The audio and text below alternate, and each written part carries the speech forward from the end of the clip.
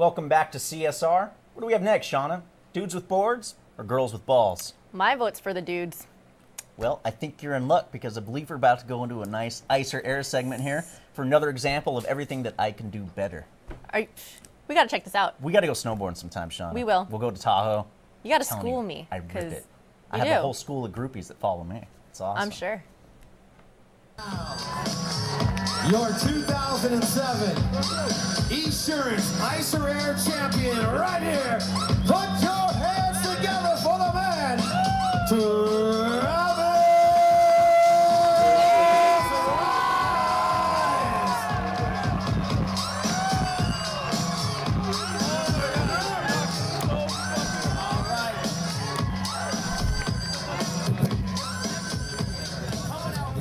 Esurance Ice or Air 2007 champion for skiing big air. Put your hands together for you.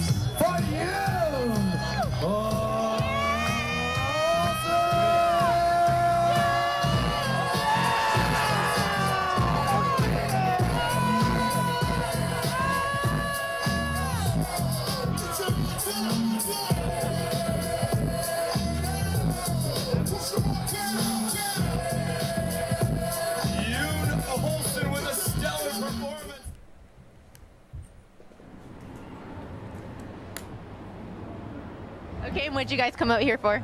To see Black Star, mostly. Yeah. Do you guys like outdoor extreme sports and stuff like that? Yeah, I watch it when it's on TV, but mostly here for Black Star.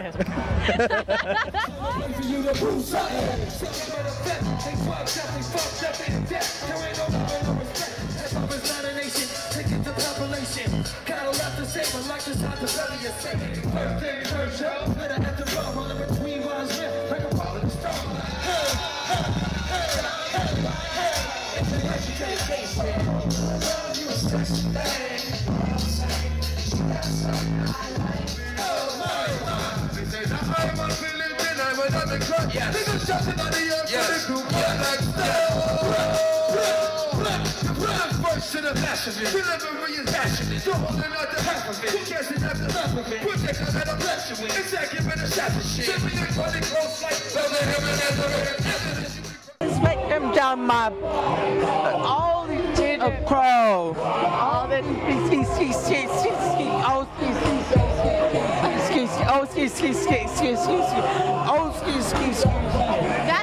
Shauna, what's skeet?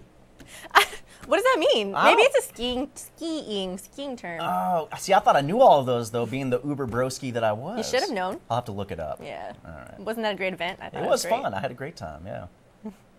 Now for the pro sports update. For the 49ers, just when you thought it couldn't get any worse, it did. The Niners were shut out by the Seattle Seahawks this week 24-0 in front of a national audience on Monday Night Football. The loss was the 7th in a row for the 49ers after they won their first 2 games to start the season. Quarterback Alex Smith has failed to impress as he ranked 30th in his season in passer rating. Across the Bay in Oakland, the Raiders share the same 2-7 record, losers of their last 5 games. With every defeat, more and more Raiders fans demand to see number 1 pick Jamarcus Russell play. The Raiders offense has struggled under this season as their quarterbacks Dante Culpepper and Josh McCown. Raiders coach Lane Kiffin admits that he thinks about playing the rookie QB all the time, but when Russell actually will make his debut is still undecided. The Warriors are off to a rough start. 5 games into the regular season, they are still looking for their first win. The Warriors are no doubt looking forward to the return of guard Steven Jackson, who was suspended for the first 7 games of the season. One bright spot for the Warriors is the early emergence of Clint Azubuike. Coach Don Nelson moved Azubuike into the starting lineup this season, and he has made the most of it, averaging nearly 19 points per game. The Warriors are not the only winless team in the NBA, fortunately. Kevin Durant and the Seattle Supersonics are off to an 0-8 start, and the Minnesota Timberwolves, in their first season without Kevin Garnett in 13 years, miss him. They're winless in the first 5 games. Meanwhile, Garnett's new team is going in the opposite direction. The Boston Celtics are living up to the huge hype with a perfect 6-0 record, led by their big 3 of Garnett, Ray Allen, and Paul Pierce. Good Lord. In baseball news, the Alex Rodriguez sweepstakes are in full swing. Many teams may have been rumored to be after the All-Star third baseman, but the early frontrunners appear to be the LA teams, the Dodgers and the Angels. There's also a possibility that Rodriguez may still return to the Yankees, but the New York Daily News reports that Yankees will only talk to Rodriguez if he tells his agent Scott Boras to stay at home. Good luck with that. Meanwhile, there has been a little discussion about the future of other big slugger on the market, Barry Bonds. Thus far, the only contract Bonds has been offered was by an independent minor league team. Ouch. And even that was clearly a publicity stunt. In studio now for our final thought, we've got Matt Della Rosa. Hi, Matt. Hi, guys. Thanks for having me on your show today. Thanks for being here, Matt. Always a pleasure. A week after defending his title against Hermes Franck at UFC 73, lightweight champion Sean Sherk tested positive for the anabolic steroid nandrolone. He was fined $2,500 and suspended for a year. He appealed the decision, saying that he never knowingly took steroids. The appeal was set for October 31st, but when his day in court came, Sherk's appeal was pushed back to November 13th because of the California State Athletic Commission did not have time to look at documents provided to them by Sherk's attorney. His appeal date was pushed back again to December 4th, according to the California State Athletic Commission staffer, Bill Douglas. Rooms are being reserved and schedules are being coordinated. In the meantime, UFC President Dana White has become so fed up with the California State Athletic Commission and the appeals process that he has scheduled a bout at UFC 80 between Joe Daddy Stevenson and BJ Penn for the interim lightweight title.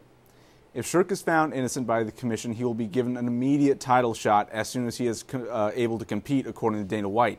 If found guilty, White will respect the decision and strip Sherk of his belt, declaring the winner of Penn vs. Stevenson the undisputed lightweight champion. Sean Sherk has spent more than $20,000 on legal fees, and on an interview with SureDog.com, Sherk claims to have lost out on more than $500,000 in sponsorship money.